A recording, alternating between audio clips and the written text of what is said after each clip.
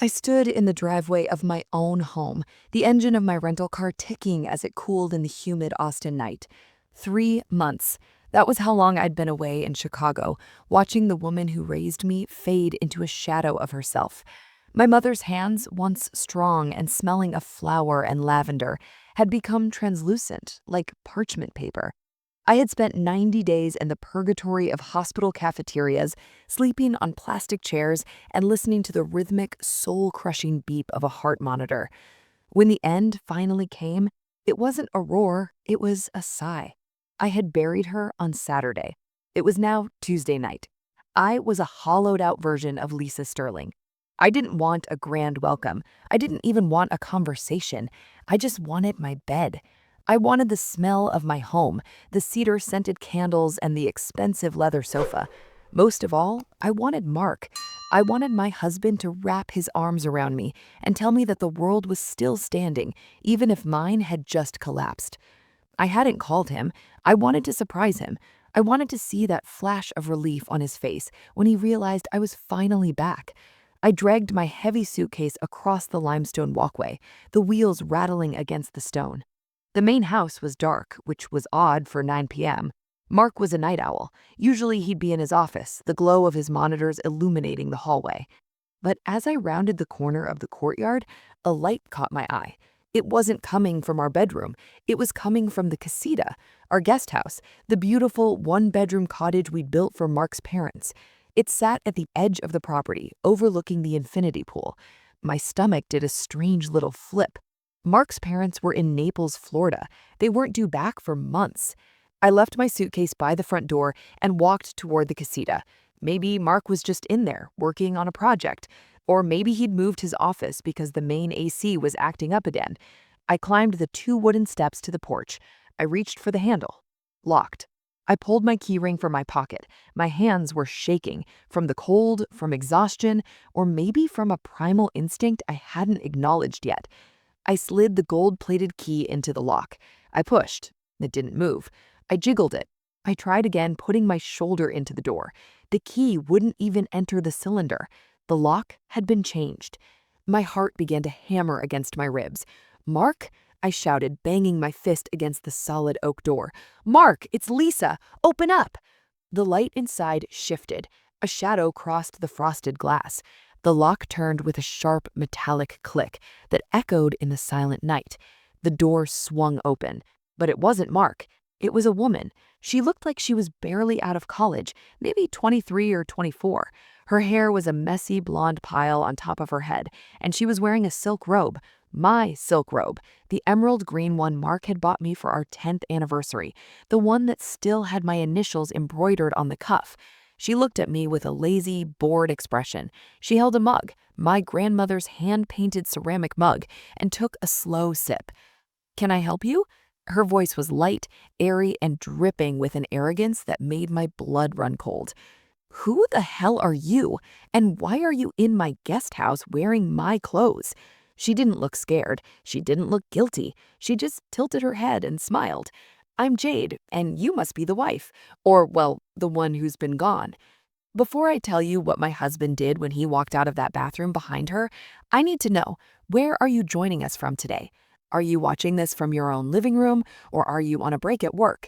Drop your location in the comments. I'm asking because that night I realized that home isn't a place. It's a privilege that can be stolen in the blink of an eye.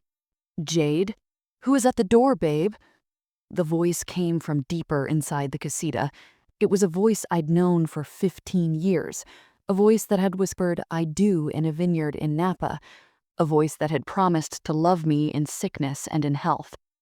Mark stepped into the living area. He was shirtless, wearing only a pair of gray sweatpants. He looked good, better than I'd seen him in years. While I had been losing weight from stress and grief, he had clearly been hitting the gym. He looked rested. He had a tan. When his eyes met mine, he didn't gasp. He didn't drop the glass he was holding. He just stopped. A small, weary sigh escaped his lips, as if my return from my mother's funeral was an inconvenience on his calendar. "Lisa," he said. His voice was flat. "You're back early." "Early?" I screamed. I felt a surge of heat rise up my neck. I've buried my mother 3 days ago, Mark. I've been calling you for 48 hours and you haven't picked up. Who is this woman? Why is she in our house? Mark stepped forward, but he didn't come to me. He stepped next to Jade. He put a protective arm around her waist.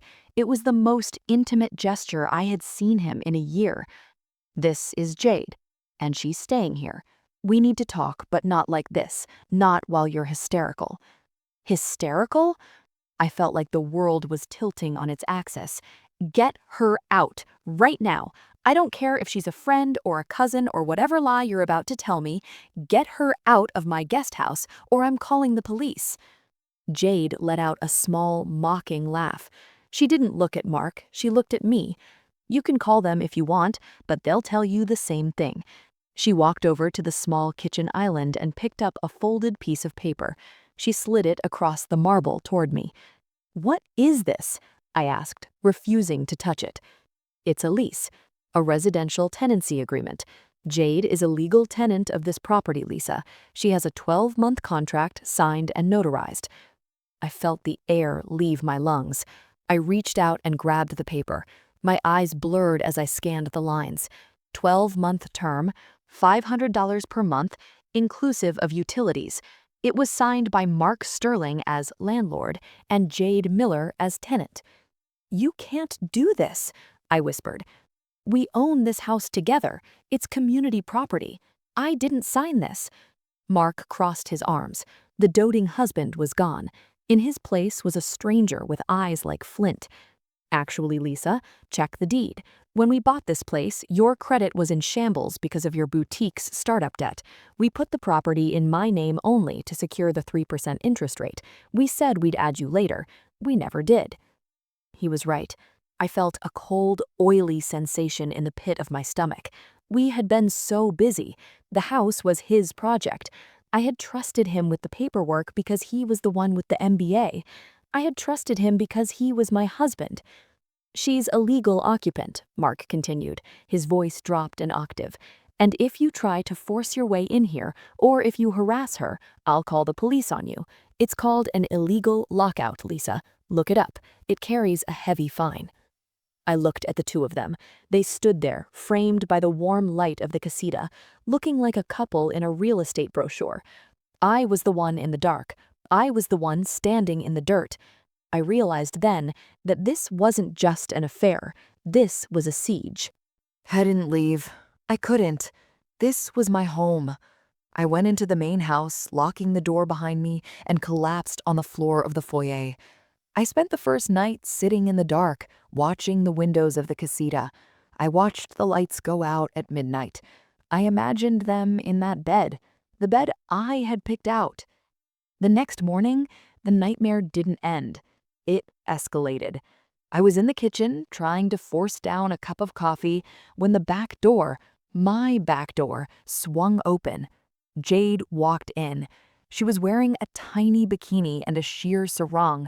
She didn't knock, she didn't say hello, she walked straight to the refrigerator, pulled out the organic orange juice I'd bought, and poured herself a glass. "What are you doing in here?" I snapped, my voice trembling. She leaned against the counter, looking at her manicure. "The casita doesn't have a full-size fridge. Mark said I could use the main kitchen for major meals.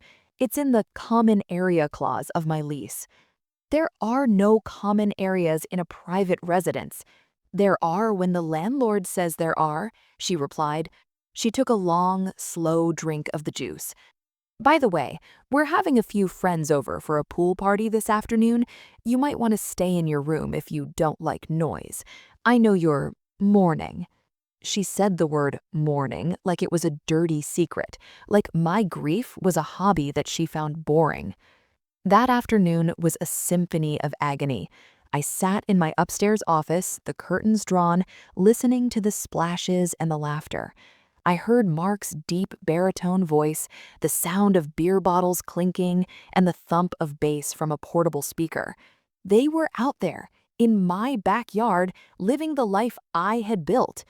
Every time I tried to intervene, Mark was there. He was a wall of cold, legalistic indifference.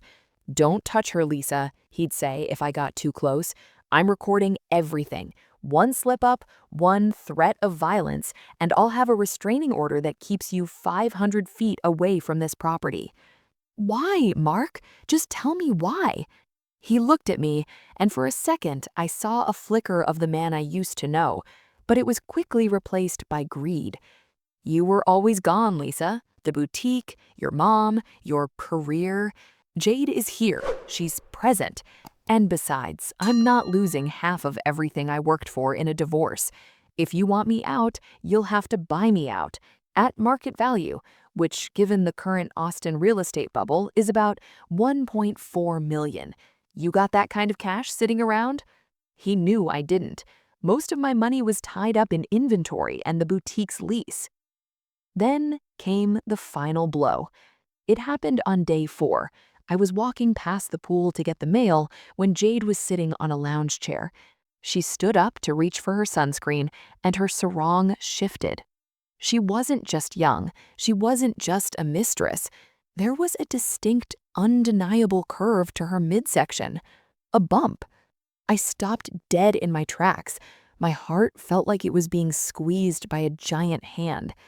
"You're pregnant," I whispered. Jade rubbed her hand over her stomach, a smug, triumphant look in her eyes. "6 months. It's a boy. Mark already bought the crib.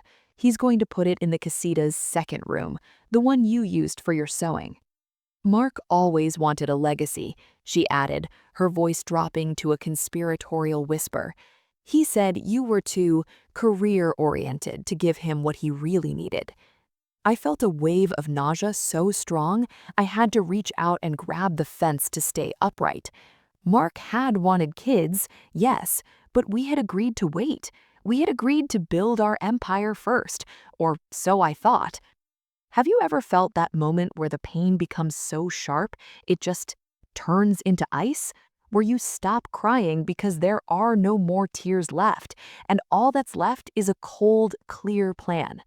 If you've ever reached that breaking point, hit the like button right now.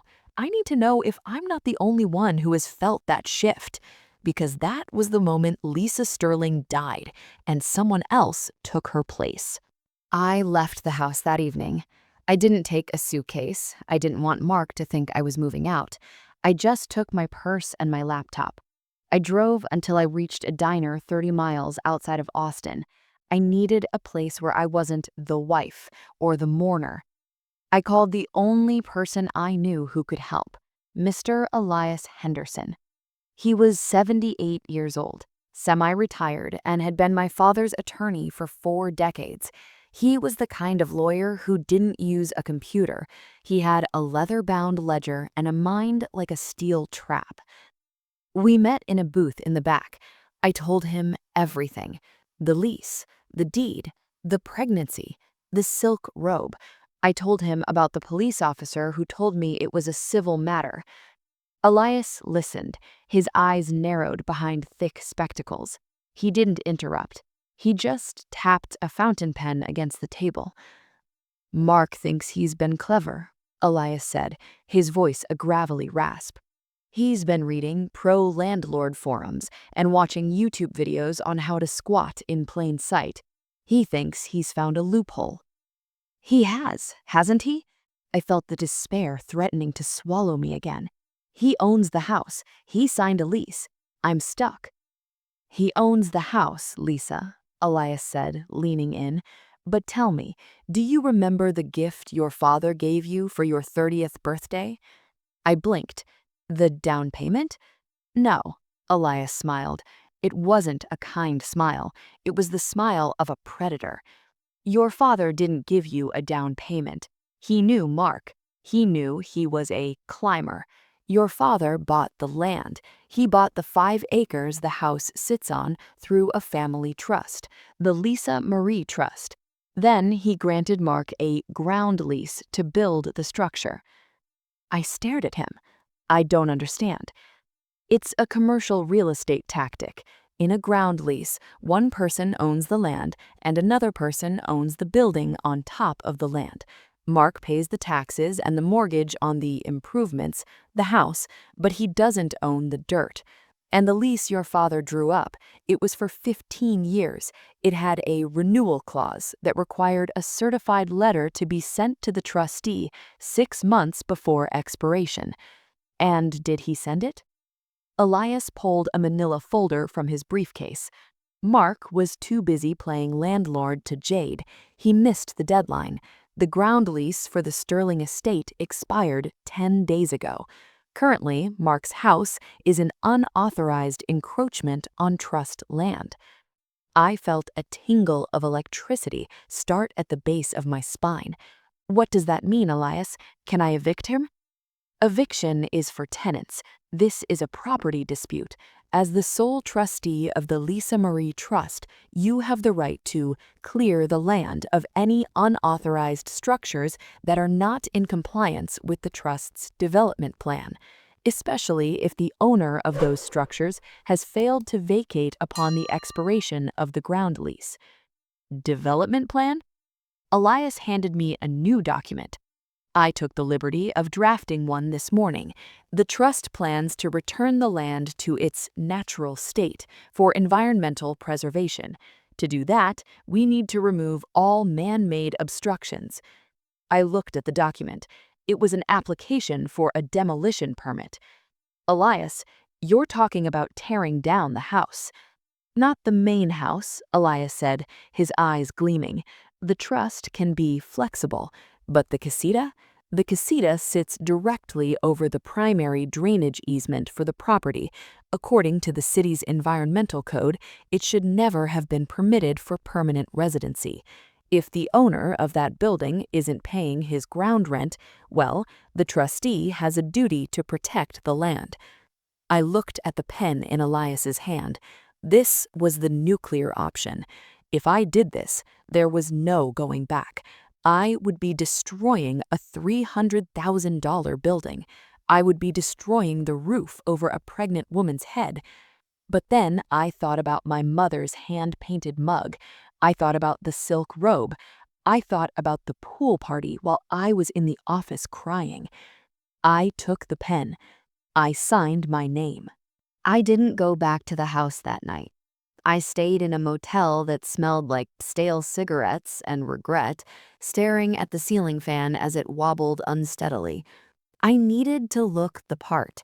I needed to look like a woman whose spirit had finally been crushed under the weight of her husband's audacity. I didn't wash my hair. I wore the same wrinkled linen suit I'd worn to the diner. I let the dark circles under my eyes deepen until I looked 10 years older than I was. When I pulled back into the driveway on Wednesday morning, the sun was mockingly bright. The Austin heat was already shimmering off the limestone, and I could hear the muffled sound of a pop song playing from the casita's speakers. It was a song I liked, or used to like. Now every note felt like a needle under my fingernails. I walked into the main kitchen. It was empty, but the remnants of a happy breakfast were everywhere. 2 plates in the sink, a half-eaten avocado toast, the smell of expensive coffee, my coffee. I sat at the kitchen island and waited. I didn't have to wait long. Mark walked in from the patio, towel draped over his shoulder, looking like he'd just finished a light workout. He stopped when he saw me. His posture shifted immediately, shoulders back, chin up. He was ready for a fight. He wanted a fight. It fed his narrative that I was the crazy, unstable ex, while he was the patient provider. "Lisa," he said, his voice cautious, "I thought you'd be halfway to Dallas by now."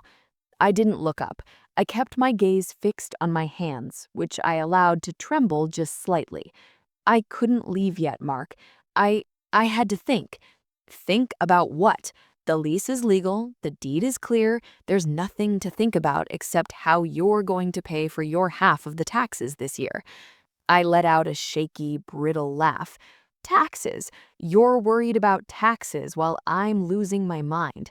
You know, I kept thinking about what my mother would say if she saw us now. She always said you were a climber, Mark. I just never realized you were climbing over my body to get where you wanted to go. Mark rolled his eyes. Can we skip the melodrama?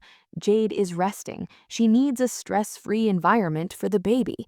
The baby, I whispered. I finally looked up at him, my eyes swimming with rehearsed tears. I realized I can't win, Mark. You have a new life. You have a son coming, and I'm just the woman who didn't give you what you wanted. Mark's expression softened, but not with kindness. It was with the smug satisfaction of a man who had finally broken his opponent. It takes a big person to admit that, Lisa. Truly. I'm going to leave, I said, my voice barely audible. I'll go to my cousins in Dallas. I'll send a lawyer's name for the buyout. I can't take anything with me except my mother's things. The furniture in the casita, the dresser, the vanity, the armoire. They're all I have left of her. He hesitated. He looked toward the casita, then back at me. He was calculating the effort. Moving that stuff is a big job, Lisa. I don't want movers trampling through the yard while Jade is trying to nap. I'll be quick, I promised, leaning forward, my voice pleading. I've already found a small crew. They're available Thursday morning. Please, Mark, just let me take her things and I'll be out of your life forever. I won't even contest the house. You can have it all. That was the hook, the house. To a man like Mark, the house was the ultimate prize. If he thought I could get me to walk away from $1 million asset just to get some old furniture, he'd jump at it. Thursday? He asked. Thursday morning. I'll have them here at 10 a.m. and I'll be gone by noon. A slow, greedy smile spread across his face. Actually, that works out. Jade and I have our 4D ultrasound appointment tomorrow morning. We're leaving at 9:45. We'll be gone for at least 3 hours. It's a specialized clinic in Westlake. That's perfect, I said, wiping a fake tear from my cheek. I won't even have to see you. I'll just get the furniture and disappear.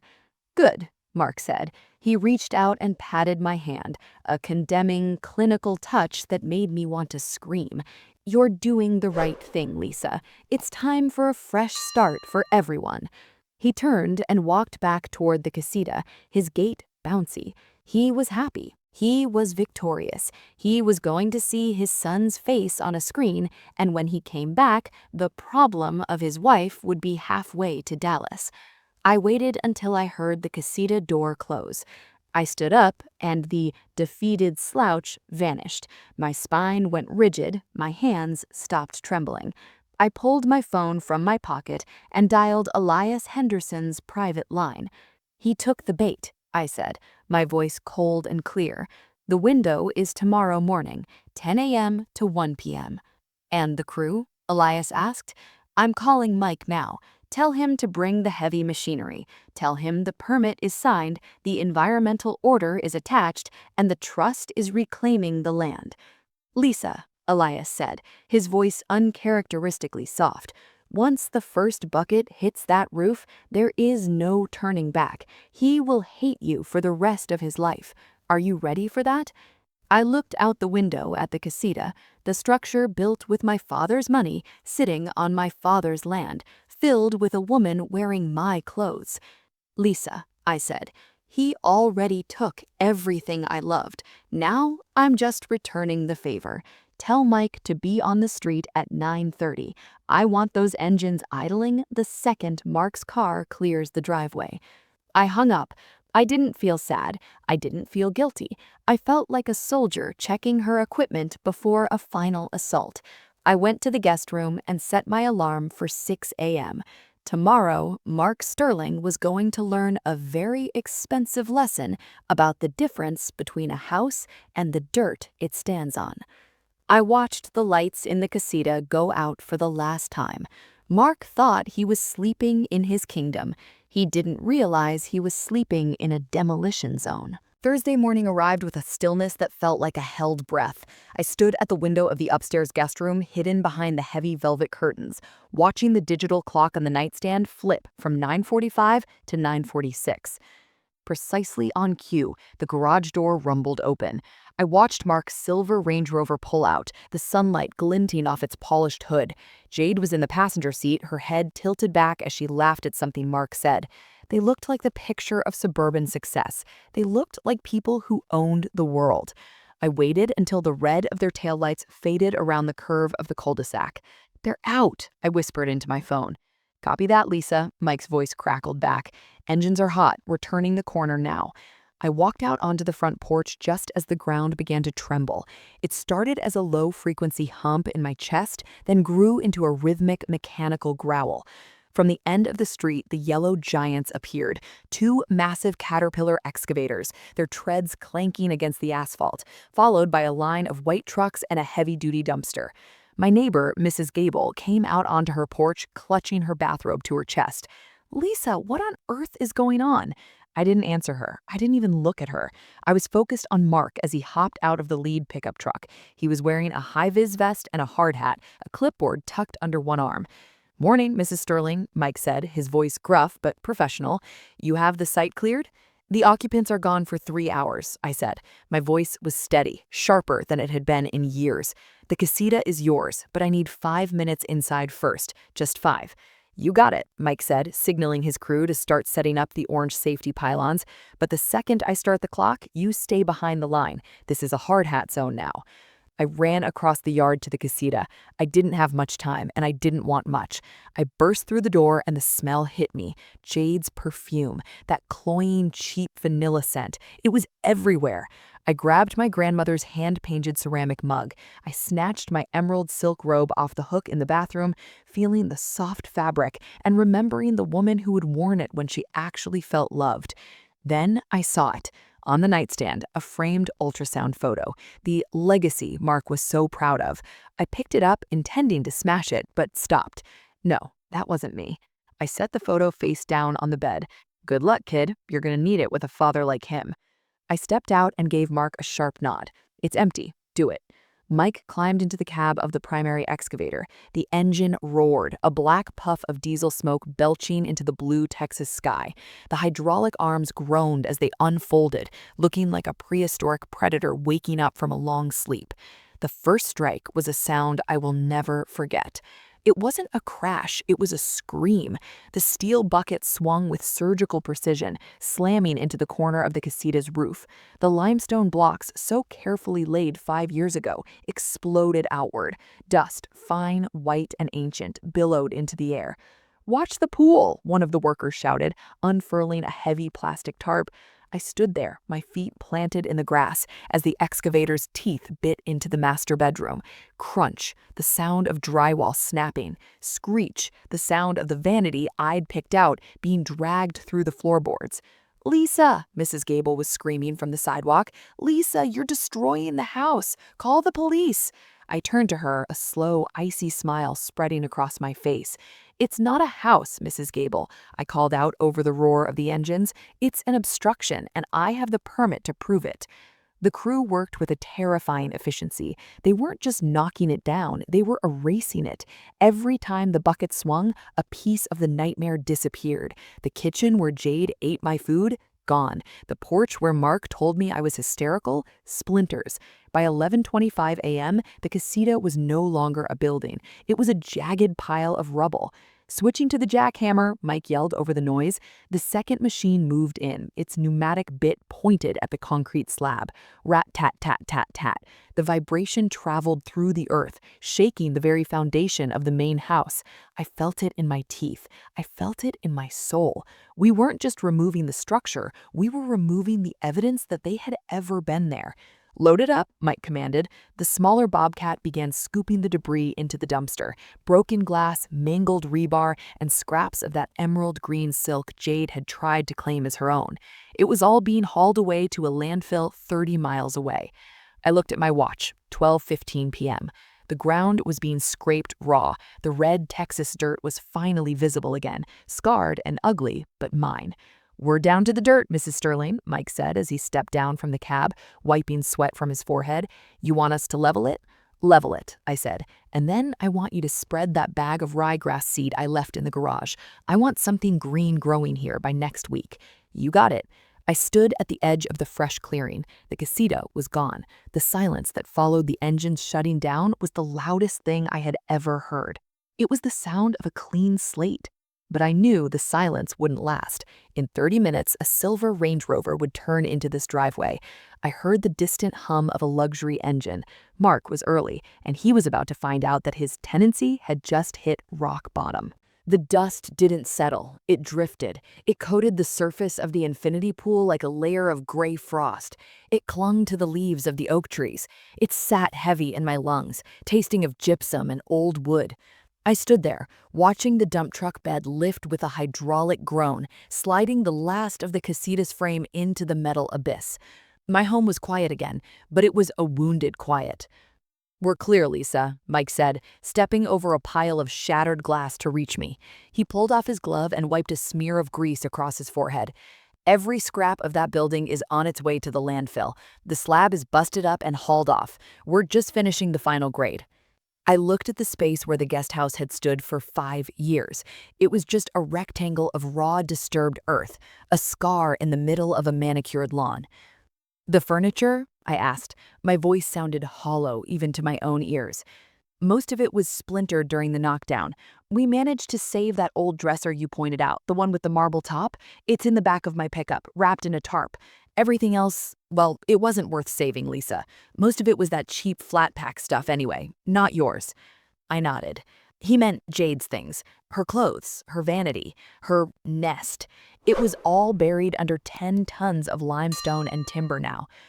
"Good," I said. "Keep the dresser. I'll pick it up from your shop later.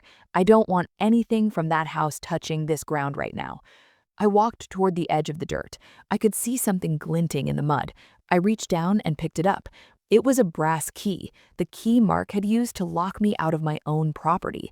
I gripped it so hard the teeth bit into my palm, drawing a tiny bead of crimson. I didn't feel the pain.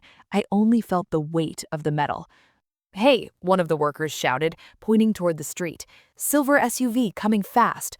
My heart did a violent somersault in my chest. I looked at my watch, 12:40 p.m. They were 20 minutes early. The silver Range Rover didn't just drive up the street, it roared. Mark took the turn into the driveway with such speed that the tires screeched against the pavement, leaving black streaks of rubber. He slammed on the brakes just inches from Mike's lead truck. For a long, agonizing moment, the car just sat there. The engine was idling high, the exhaust puffing white into the afternoon air. I could see the silhouettes through the tinted windshield. Mark, Jade. Then the doors flew open.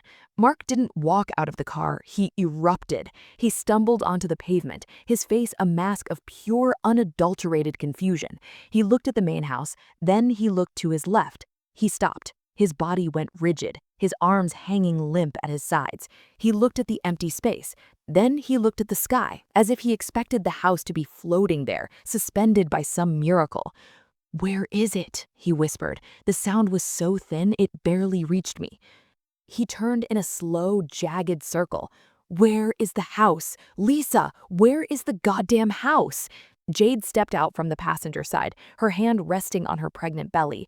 She took one look at the raw dirt, the heavy machinery, and the empty space where her life had been 5 minutes ago, and she let out a scream that made the birds scatter from the trees. "My things! Mark! My clothes! My ultrasound pictures! Everything is gone!" Mark found his voice then. It came back as a roar. He charged toward me, his boots kicking up clouds of white dust. Mike stepped forward, his massive frame blocking the path, but I put a hand on Mike's arm. "It's okay, Mike," I said, my voice as cold and sharp as a scalpel. "I've got this." Mark stopped 3 feet from me. His eyes were red-shot, his veins bulging in his neck like coiled snakes. He looked like a man who was experiencing a total break from reality.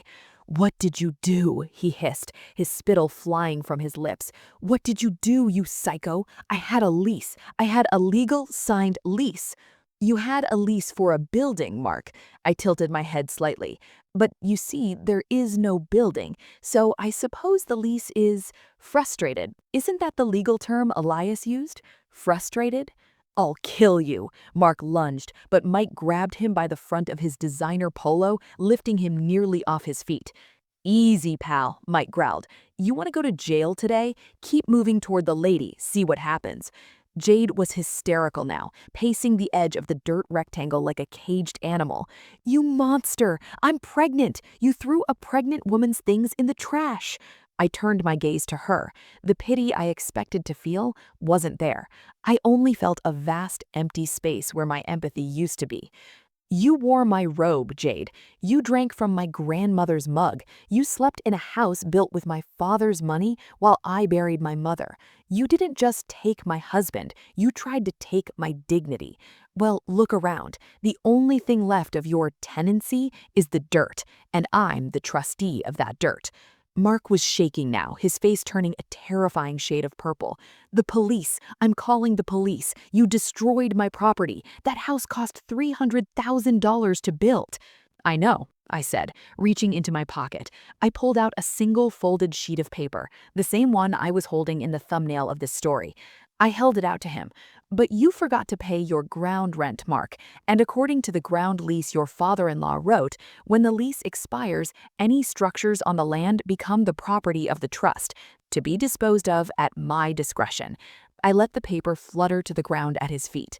I exercised my discretion, Mark. I decided I didn't like the view. Mark reached for his phone, his fingers trembling so hard he nearly dropped it.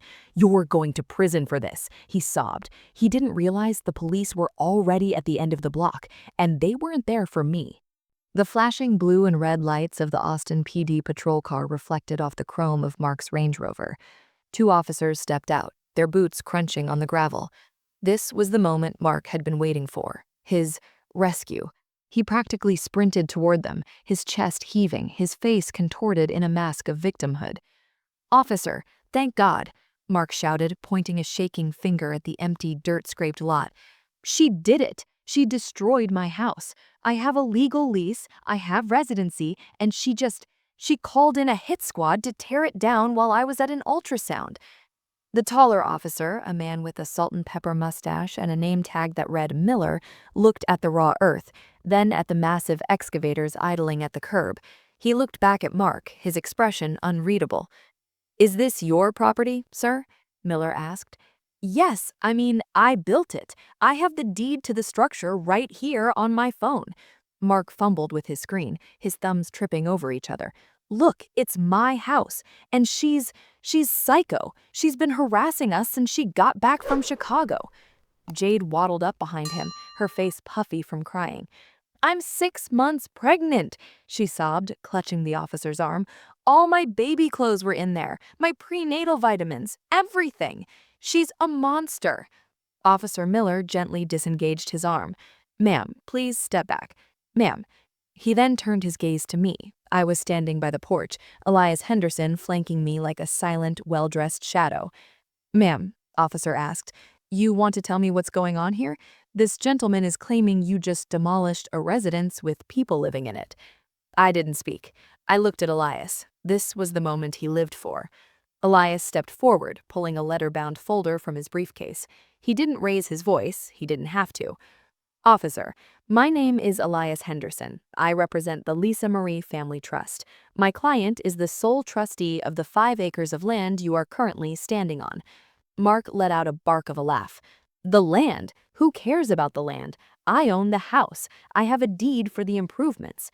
"You had a deed, Mark," Elias said, his voice as smooth as aged bourbon. "But as you know, those improvements were built under a 15-year ground lease, a lease that expired 10 days ago. According to Section 14, Paragraph C of that agreement, which I have right here signed by you in 2009, if the lease is not renewed 6 months prior to expiration, the ownership of all structures on the land reverts immediately to the landowner, which is the trust." Mark froze. The color drained from his face so fast I thought he might faint. That's not possible. I would have been notified." "You were," Elias said, pulling out his certified mail receipt. "We sent the notice to your office 6 months ago. It was signed for by your assistant. Perhaps you were too busy with other ventures to read your mail?" The second officer, a younger woman, leaned in to look at the document. "Wait, so you're saying she owns the house now?" "Exactly. Elias replied, and as the owner of the structure, my client determined that the building was in violation of the city's secondary drainage easement. It was an environmental hazard. She didn't demolish his house, officer. She demolished her own property to bring the land back into environmental compliance. Mark's jaw literally hung open. He looked at the paper, then at the dirt, then at me. But Jade lives there. She has a lease. You can't evict a tenant like this. I finally spoke. My voice was quiet, but it carried across the yard. Mark, a lease is a contract for the use of a building. Since the building no longer exists, the contract is frustrated by law. There is no roof to sleep under. There are no walls to live within. There is no common area kitchen to use. I took a step toward them, and for the first time, Mark actually flinched. In fact, I continued, since you no longer have a valid lease for the ground and you no longer own the structure, you are currently trespassing on trust property. Officers, I'd like a formal request that these individuals be removed from my land immediately. Jade let out a fresh wail. Mark, do something. He said we were safe. He said she couldn't touch us. Mark looked at the officers, his eyes pleading. You can't do this. This is my home. I've lived here for 10 years. Officer Miller sighed, looking at the legal folder Elias held. Sir, this is a civil matter. If the trust owns the land and the structure has been legally removed per their rights, I can't force you to let you stay here, especially if you don't have a valid lease for the ground.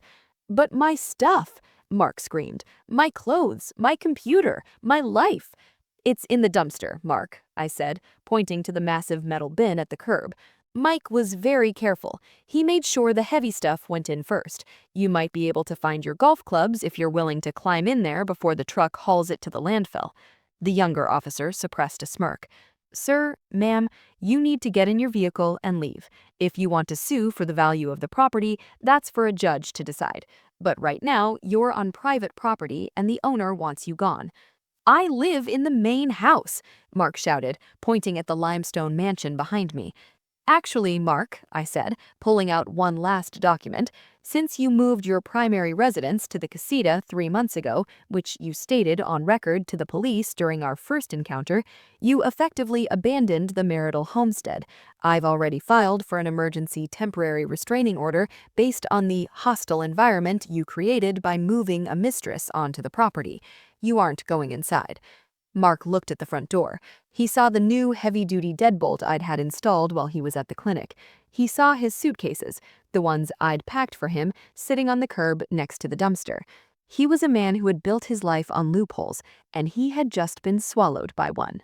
Mark turned to Jade, reaching for her hand, but she pulled away. She looked at him, then at the dirt, then at the luxury car she couldn't afford the payments on. You told me you were the king of this place. You're just a loser in a rental car.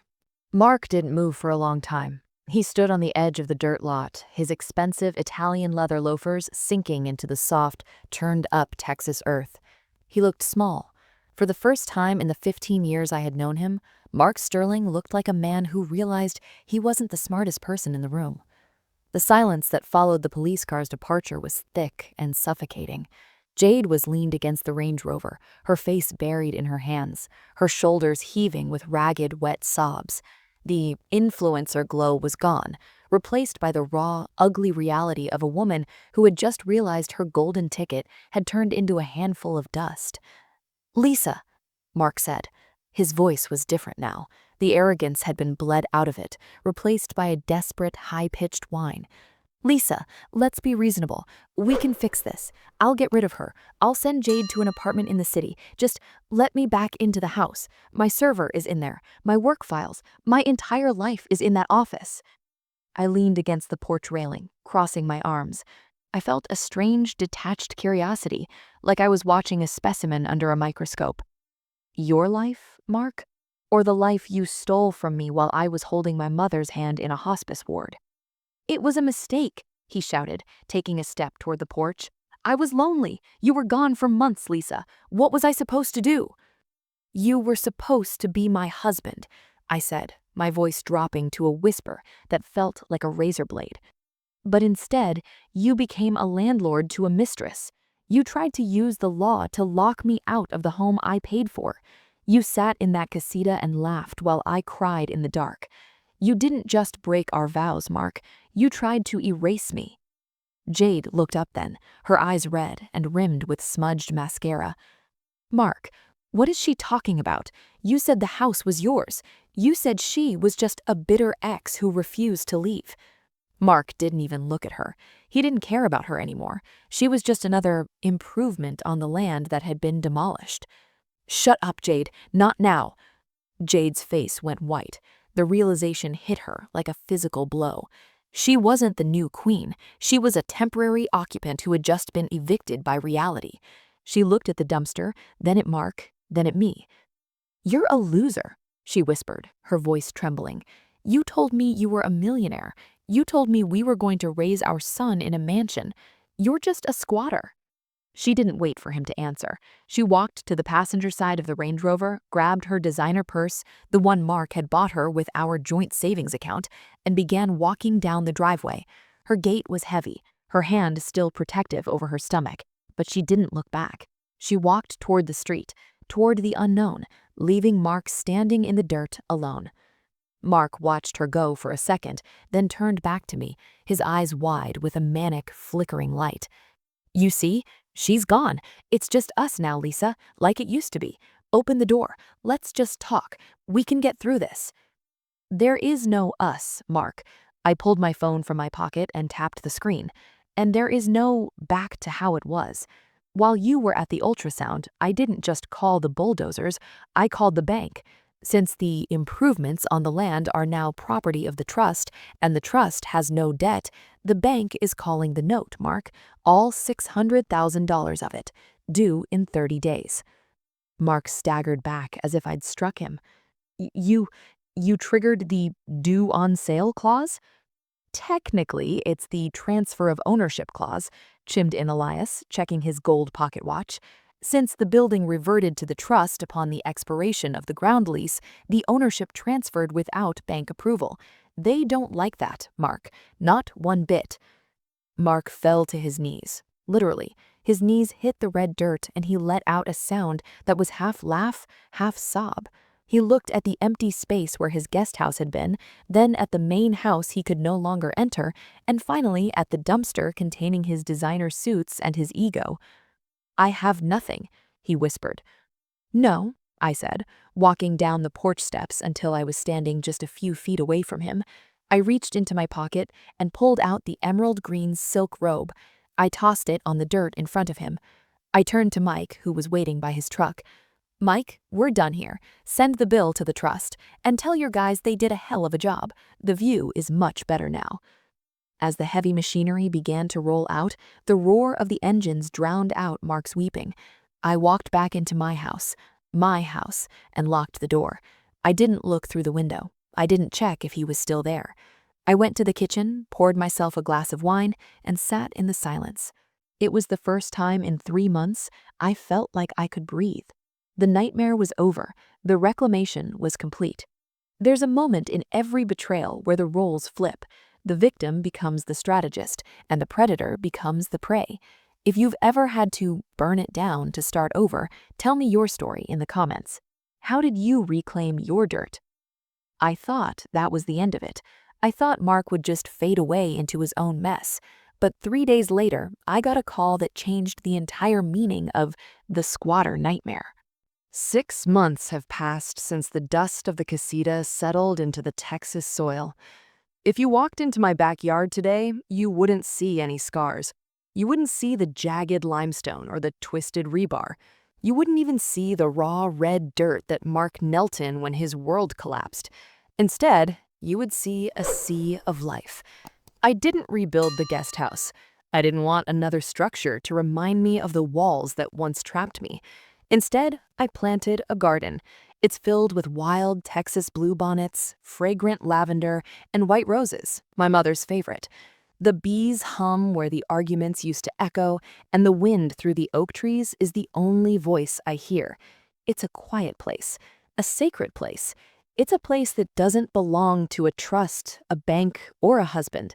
It belongs to me. The legal battle didn't end the day the bulldozers left, but it was over before it started.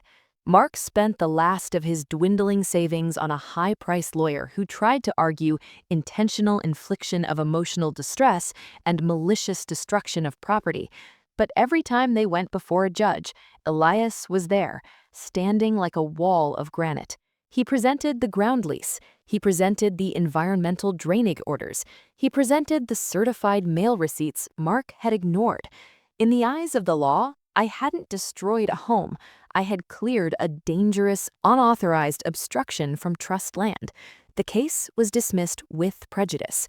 Mark didn't just lose the house, he lost the right to ever sue me for it again. I heard through the grapevine, Austin is a small town when you're a pariah, that Mark is living in a cramped one-bedroom apartment near the airport. He's working a mid-level sales job now, his executive days a distant memory. The Range Rover was repossessed 3 months ago. And the phone call I mentioned, it came from Jade. She called me from a clinic in Houston. She wasn't angry anymore. She sounded small, tired, and scared.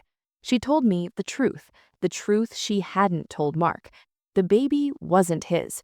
It was an ex-boyfriend's, a mistake she had hoped Mark's money would fix. She had been looking for a legacy to hide her own mess, and she had chosen Mark because he looked like a target. "I'm sorry," she whispered over the line. "I just wanted to be safe." I didn't forgive her. Some things are too deep for apologies. But I didn't hang up either. I gave her the number of a women's shelter and $500 for a bus ticket. Not for her, but for the baby. Because no child should start their life in the middle of a war zone. I haven't heard from her since, and I hope I never do. I'm sitting on my back porch now, watching the sun dip below the horizon, painting the sky in shades of bruised purple and gold. I have a new silk robe, navy blue this time. No initials. I'm drinking tea from my grandmother's hand-painted mug, the one I snatched from the casilla moments before it fell. It's chipped on the rim, but it still holds heat. My boutique is thriving. I've turned the second floor into a workspace for women who are going through life transitions. We have lawyers, financial planners, and therapists who volunteer their time. I call it the Dirt Project, because sometimes you have to realize that the most important thing you own isn't the roof over your head, it's the ground you stand on. I learned the hard way that you can love someone for 15 years and still be a stranger to their darkness. I learned that a marriage license isn't a shield and a deed isn't always a guarantee. But I also learned that I am much stronger than the limestone they used to build that guest house.